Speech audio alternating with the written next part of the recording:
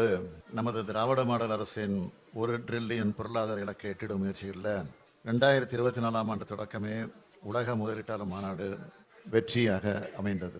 அதனைத் தொடர்ந்து இன்று பயண நாட்கள் தவிர்த்து 8 நாள் பயணமாக ஸ்பெயின் செல்கிறேன். பிப்ரவரி 7ஆம் தேதி காலை சென்னை திரும்புகிறேன். என்னுடைய கடந்த கால வெளிநாட்டு பயணங்களை பொறுத்த வரைக்கும் கடந்த 2022ஆம் ஆண்டு தொழில் முதலீடுகளை ஈர்க்கிறதற்காக ஐக்கிய அரபு நாடுகளுக்கு சென்றிருந்தேன். அந்த பயணத்தில் 15,000த்திற்கும் மேற்பட்ட வேலைவாய்ப்புகளை உருவாக்கக்கூடிய 6,100 கோடி ரூபாய் முதலீடுகளுக்கான புரிந்துணர்வு ஒப்பந்தங்கள் கையெழுத்தாச்சு. அதே போல 2023ஆம் ஆண்டு மே மாதம் சிங்கப்பூர் மற்றும் ஜப்பான் நாடுகளுக்கு சென்றதில் 2000த்துக்கு மேற்பட்ட வேலைவாய்ப்புகளை உருவாக்கக்கூடிய 1,342 கோடி ரூபாய் முதலீடுகளுக்கான புரிந்துணர்வு ஒப்பந்தங்கள் கையெழுத்தாச்சு. இந்த 2 பயணங்கள் மூலமாக 17,000த்திற்கும் மேற்பட்ட வேலைவாய்ப்புகளை உருவாக்கக்கூடிய 7,442 கோடி ரூபாய் முதலீடுகளுக்கான புரிந்துணர்வு ஒப்பந்தங்கள் மேற்கொள்ளப்பட்டன. இந்த புரிந்துணர்வு ஒப்பந்தங்களுக்கு வேகமாக செயல் வடிவம் கொடுத்தால்தான் பல நிறுவனங்கள் தங்களோட தொழிற்சாலைகளை தமிழ்நாட்டில் நிறுவ தொடங்கியிருக்காங்க. எடுத்துக்காட்டா ஜப்பான் நாட்டை சேர்ந்த ஓம்ரான் மற்றும் மிட்சுபிஷி போன்ற நிறுவனங்கள் தங்களோட தொழிற்சாலைகளை நிறுவ தொடங்கிட்டாங்க. குறிப்பா சொல்லணும்னா புரிந்துணர்வு ஒப்பந்தம் மேற்கொண்ட 2 மாதங்கள்ல ஓம்ரான் நிறுவனத்தோட தொழிற்சாலைக்கு அடிக்கல் நாட்டி வைக்கப்பட்டு கட்டுமான பணிகள் நடைபெற்று வருகின்றன. இதே மாதிரி சிங்கப்பூர் நாட்டை சார்ந்த கேபிட்டல் லேண்ட் நிறுவனத்தோட ஐடி பூங்காவை சமீபத்தில் தொடங்கி வச்சோம். ஐக்கிய அரபு நாடுகளில் மேற்கொண்ட புரிந்துணர்வு ஒப்பந்தங்கள்ல லூலு பன்னாட்டு குழுமம் கோயம்புத்தூர்ல தன்னோட திட்டத்தை துவக்கி இருக்கு. ஜப்பான், சிங்கப்பூர் போன்ற நாடுகள்ல மாதிரியே ஸ்பெயின் நாட்டிலையும் முதலீட்டாளர் மாநாடு நடத்த இருக்கேன். ஸ்பெயின் நாட்டை சார்ந்த முதலீட்டாளர்கள், வணிக அமைப்புகள், தொழில் முனைவோர் இந்த மாநாட்டில் கலந்துக்க இருக்காங்க.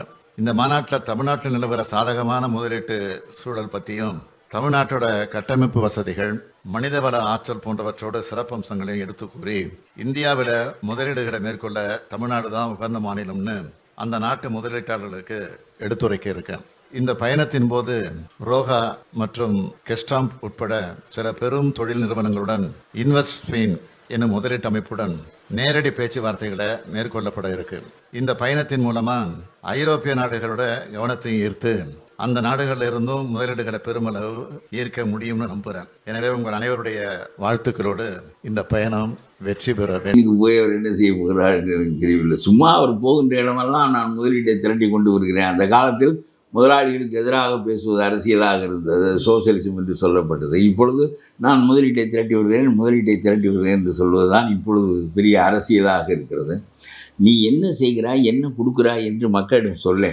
நான் கொண்டு வருகிற முதலீடுகளுக்கு அவனுக்கு எவ்வளவு வரி சலுகை கொடுக்குறேன், அவனுக்கு எவ்வளவு நிலத்தை ரொம்ப மோசமான விலைக்கு நான் எப்படி அவனுக்கு நிலத்தை கொடுக்குறேன். மக்களுடைய சொத்து தானே இதெல்லாம். நீ என்னென்ன சலுகை அவர்களுக்கு கொடுக்குறாய் என்று சொல். நீ இந்த முதலீடு பிடித்து கொண்டு வருவது ஒரு பக்கம் இருக்கட்டும். அதில் 1000 பேர், 500 பேர், 200 பேர், 100 பேர் வேலை பார்ப்பதற்கு நீ கொடுக்கின்ற சலுகையினுடைய அளவு என்ன என்று கம்யூனிஸ்ட் கட்சி கேட்க வேண்டும். கேட்பதில்லைவா?